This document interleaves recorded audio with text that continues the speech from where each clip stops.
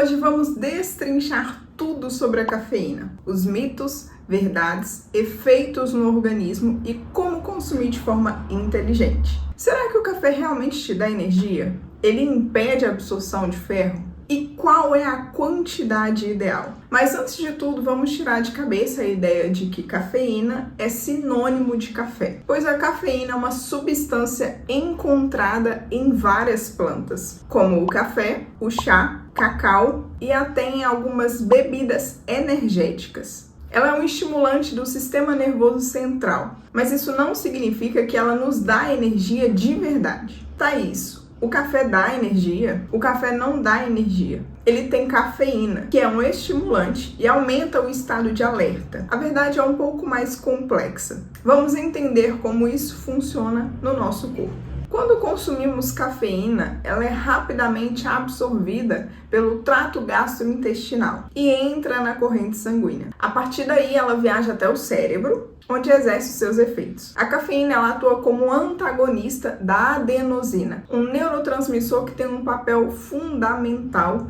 na regulação do sono. A adenosina se acumula no cérebro ao longo do dia, promovendo uma sensação crescente de sonolência. Quando a cafeína entra em ação, ela se liga aos receptores de adenosina, bloqueando sua ação.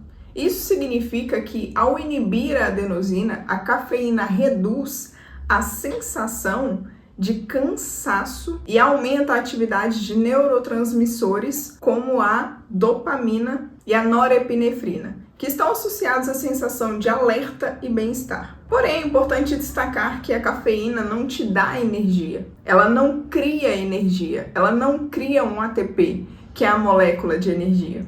O que ela faz é impedir que o corpo reconheça a fadiga, o cansaço. Isso pode levar a uma falsa sensação de disposição, fazendo com que as pessoas se sintam mais alertas e produtivas, mesmo que seus níveis de energia celular não tenham aumentado. Além disso, o uso contínuo de cafeína pode levar ao desenvolvimento de tolerância. Com o tempo, o corpo se adapta à presença de cafeína e os receptores de adenosina podem se tornar mais sensíveis ou aumentar em número. E isso significa que para obter o mesmo efeito estimulante, a pessoa pode precisar consumir doses cada vez mais altas de cafeína. E por fim, é importante lembrar que, embora a cafeína possa ajudar a melhorar o desempenho em atividades que exigem atenção e concentração, ela não substitui o sono adequado e a recuperação. O descanso ele é essencial para a verdadeira recuperação e para a produção de energia no corpo. A cafeína ela ajuda a reduzir a percepção de cansaço e por isso o café pós-almoço acorda. Thaís, café inibe a absorção de ferro? Vou te explicar do início. Existe o ferro M, que é de origem animal, como carnes, aves e peixes, e o ferro não M, de origem vegetal, como ervilha, couve, brócolis, lentilha e por aí vai. E o café, ele inibe a absorção do ferro não M. A ingestão de café após a refeição, ela inibe a absorção em até 40%. E como que o café inibe essa absorção? O café ele é rico em compostos fenólicos e melanoidinas, e eles são inibidores da absorção de ferro. Então, se você é anêmico, eu sugiro evitar o seu cafezinho após o almoço. Espere até 1 hora para beber o seu café, pois dentro desse tempo, dentro desse prazo, ele ainda pode ter esse efeito inibitório. Caso contrário, eu não acho necessário evitar, não. E só de curiosidade, as melanoidinas que trazem a coloração marrom para o café. E como saber se eu tenho carência de ferro? Existem alguns sintomas para você observar, como se sentir cansado o tempo inteiro, dor de cabeça, palidez, falta de concentração. As gravidinhas normalmente têm aquele desejo por comer tijolo, mas a certeza mesmo, você tem ao fazer um exame de sangue. Mas além disso, você precisa de um bom profissional que saiba interpretar esses resultados também. Vejo muitos pacientes com a ferritina em 30, 40, achando que estão bons. E na verdade não estão. E o que eu posso fazer para melhorar essa absorção de ferro? Você pode consumir alimentos ricos em vitamina C, como laranja, limão, kiwi, abacaxi, evitar o café e o chá preto após as refeições e procurar um nutricionista para suplementar. Uma curiosidade: você sabia que a cafeína também pode ter um efeito laxante? Isso acontece porque ela estimula o intestino, ajudando o peristaltismo intestinal, que é essa movimentação intestinal. Para algumas pessoas isso pode ser benéfico,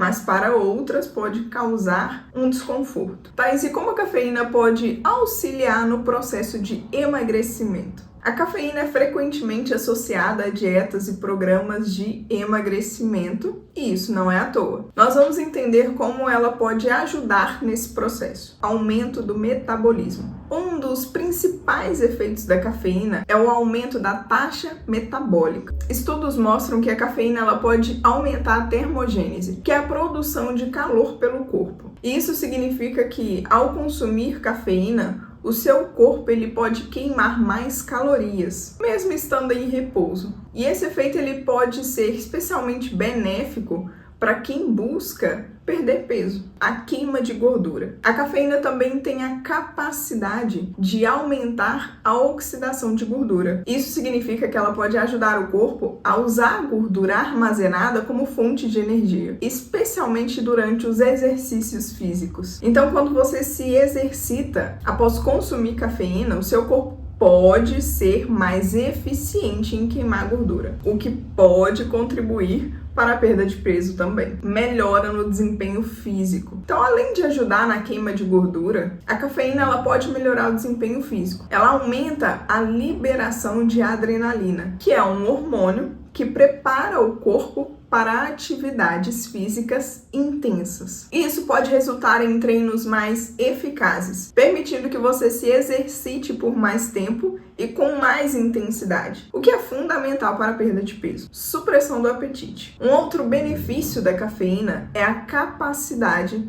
de atuar como um supressor do apetite. Embora esse efeito possa variar de pessoa para pessoa, algumas pesquisas sugerem que a cafeína pode ajudar a reduzir a sensação de fome, o que pode facilitar o controle da ingestão calórica também. Aumento da energia e motivação. Então, por fim, a cafeína ela pode aumentar a energia e a motivação para se exercitar. Então, quando você se sente mais alerta e mais disposto, é provável que se mantenha ativo e siga uma rotina de exercícios, o que é essencial para a perda de peso a longo prazo. Mas, por outro lado, é importante falar sobre os problemas que podem surgir com o consumo excessivo de cafeína. Embora ela tenha seus benefícios, o excesso pode trazer consequências negativas para a saúde. Vamos entender melhor esses problemas. Insônia e distúrbios do sono. Um dos efeitos mais comuns do consumo excessivo de cafeína é a insônia. Como a cafeína ela é um estimulante, ela pode dificultar o adormecer e a manutenção do sono. Isso pode levar a um ciclo vicioso, onde a falta de sono faz com que a pessoa consuma mais cafeína para se sentir alerta, exacerbando ainda mais o problema.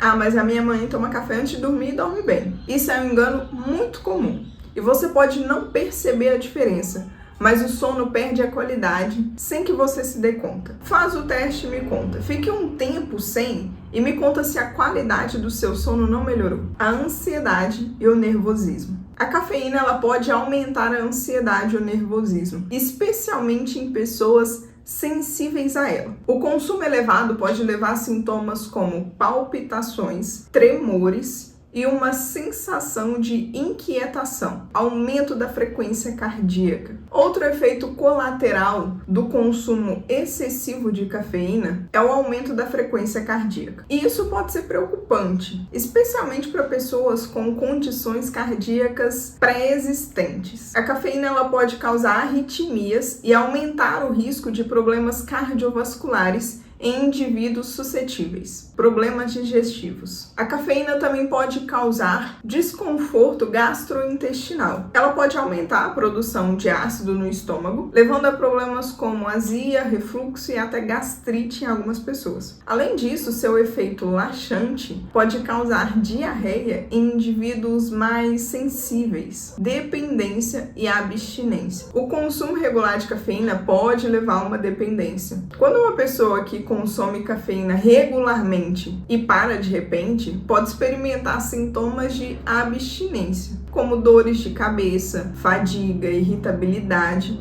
e dificuldade de concentração. E isso pode tornar difícil reduzir o consumo de cafeína. Efeitos negativos na saúde mental. Além da ansiedade, o consumo excessivo de cafeína pode afetar a saúde mental de outras maneiras. Pode agravar condições como transtorno de ansiedade, depressão, tornando o manejo dessas condições mais desafiador. Portanto, é fundamental consumir cafeína com moderação e de forma inteligente e estratégica. O ideal é prestar atenção ao seu corpo e aos sinais que ele dá. Se você percebe que está tendo dificuldade para dormir, se sentindo ansioso ou experimentando outros efeitos colaterais, pode ser hora de reconsiderar a quantidade de cafeína que você está ingerindo. E sabe como que você percebe isso? Quando você só funciona à base de café. Desculpe quebrar a sua expectativa, mas a verdade é que o café não é a solução para noites mal dormidas ou uma alimentação ruim. Como uma boa brasileira, e mais ainda como uma boa mineira, eu amo um cafezinho. Inclusive estou com o meu aqui. Mas o consumo excessivo pode te prejudicar. Se algum paciente fala comigo assim, sou viciado em café, na mesma hora eu incentivo a tirar por um tempo. E sabe por quê? Porque ele não sabe lidar com a cafeína, não tem autocontrole e ainda é muito ansioso. Se você sofre de ansiedade, tenha muito cuidado. E como saber qual que é a quantidade que eu posso tomar por dia? Você vai pegar o seu peso e multiplicar por 6. Vamos pegar um exemplo aqui. Se você pesa 60 quilos, você multiplica os 60 por 6. E isso vai te dar 360. Essa é a quantidade máxima de cafeína que você pode consumir. E a média de cafeína por xícara de café são de 70 miligramas. Agora você vai dividir o valor que você pode consumir diariamente por essas 70 miligramas. Exemplo, 360 dividido por 70. O resultado é 5, ou seja, no máximo 5 xícaras por dia. Mas existem pessoas que são mais sensíveis à cafeína, que têm enxaqueca, taquicardia, ansiedade. E essas pessoas devem consumir o mínimo possível. Então perceba os sinais, esteja atenta a eles. Lembrando que uma xícara de café é diferente de uma caneca de café. E se você sofre de ansiedade, eu sugiro no máximo 2 xícaras por dia e até às 3 horas da tarde para não atrapalhar a sua noite de sono. Dependendo, eu não indico consumir todos os dias. Você pode intercalar de 3 a 4 vezes por semana. E eu até já falei aqui no vídeo de rotina matinal que se você toma café de manhã, eu sugiro esperar pelo menos 1 hora após você ter acordado, para não atrapalhar a sua produção natural do hormônio chamado cortisol. Pois se você atrapalhar a produção natural desse hormônio, você vai ficar cansada no meio da tarde, vai sentir muita fome à noite, vai sentir vontade de um docinho à tarde e vai ficar sem foco para trabalhar. É importante lembrar que, embora a cafeína possa ser uma aliada no processo de emagrecimento, ela não é uma solução mágica. A perda de peso saudável envolve uma combinação de dieta equilibrada feita para você e exercícios físicos regulares, além de outros hábitos de vida saudáveis. E a cafeína ela pode ser um complemento, mas ela não deve substituir esses pilares. Então, a cafeína é uma substância que pode ter seus benefícios, mas também ela traz algumas desvantagens se você não souber consumir. O importante é conhecê-la e saber como ela afeta o nosso corpo. Para saber qual que é a melhor forma de usar a cafeína para você, me chame aqui e agendamos uma consulta. Bom, pessoal, é isso. Se você tem alguma dúvida, deixa aqui nos comentários que eu vou sanar. E se você tem uma sugestão de vídeo, deixe também nos comentários que eu vou gravar uma próxima vez.